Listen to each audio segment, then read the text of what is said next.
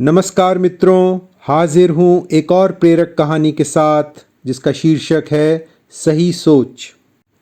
बचपन से ही राहुल और महेश बहुत ही अच्छे दोस्त थे। अगर किसी बात पर वह आपस में झगड़ते भी थे तो वह जल्द ही सुलह भी कर लेते। उन्हें एक दूसरे पर अटूट विश्वास और अपार प्रेम था। एक बार दोनों को नौकरी की तलाश में दूर शहर जाना पड़ा। रास्ता एक बड़े से रेगिस्तान से गुजरता था। कुछ समय बाद बहुत ही तेज धूप हो चली थी। गर्मी अपने चरम पे थी। आसपास कोई आश्रय लेने की जगह भी नहीं नजर आ रही थी और जो खाने पीने का सामान वह बांध कर लाए थे वह भी अब खत्म होने लगा था। उनकी आपस में इसी बात पर कहा सुनी हो गई। महेश ने कहा, अभी काफी समय है मंजिल तक पहुंचने में, हमें खाने पीने की सामग्री को बचाकर रखना चाहिए। मगर राहुल ये नहीं मान रहा था क्योंकि वह बहुत ही भूखा और प्यासा था। वह अब झगड़ा करने लगे और गुस्से में आकर महेश ने राहुल को जोर से मुक्का जड़ दिया और राहुल दूर जाकर गिरा। वह बिल्कुल सहम गया और कुछ न बोला। उसने वहीं रेत पर लिख दिया, आज मेरे सबसे प्यारे दोस्त ने मुझे पीड़ा पहुंचाई। वह दोनों बिना कुछ कहे घंटों यूं ही रेगिस्तान में चलते रहे। मगर उन दोनों की खुशी का कोई ठिकाना न था जब कुछ दूरी पर उन्हें हरियाली और पानी का बड़ा सा स्रोत नजर आया।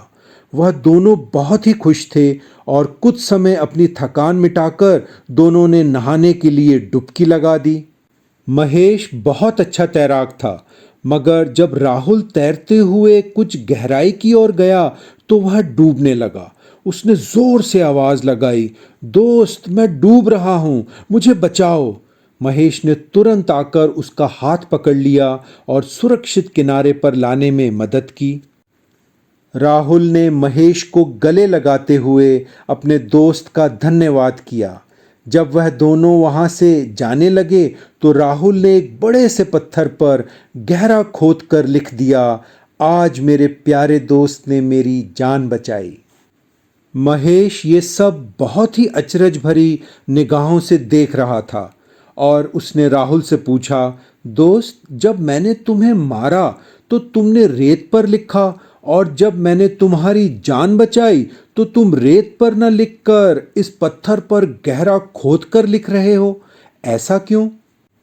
तब राहुल ने बहुत ही सहजता से कहा, बात यह है दोस्त, जब तुमने मुझे पीड़ा पहुंचाई तब मैंने सिर्फ रेत पर ही लिखा, जिसे कुछ ही समय में हवा ने मिटा भी दिया होगा।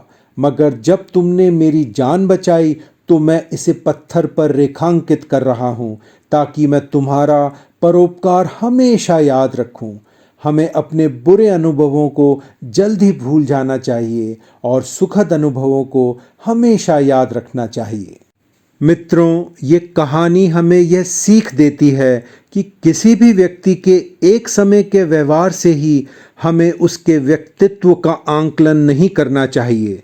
जब कभी भी हम उस व्यक्ति के बारे में सोचें और अपने विचार बनाएं तो हमें उसके द्वारा किए गए हित के सभी कार्यों को तो अपने दिल पर अंकित करना चाहिए व अनजाने में क्रोध के आवेश में आकर किए गए कार्यों को अपने मानस पटल से मिटा देना चाहिए। हमारी यही सकारात्मक सोच हमें अच्छे और गहरे संबंधों को बनाने में मदद करेगी। अच्छा मित्रों, फिर आता हूँ एक और प्रेरक कहानी के साथ। तब तक के लिए इस कहानी में दी गई सीख को ज़रूर याद रखिए। नमस्कार।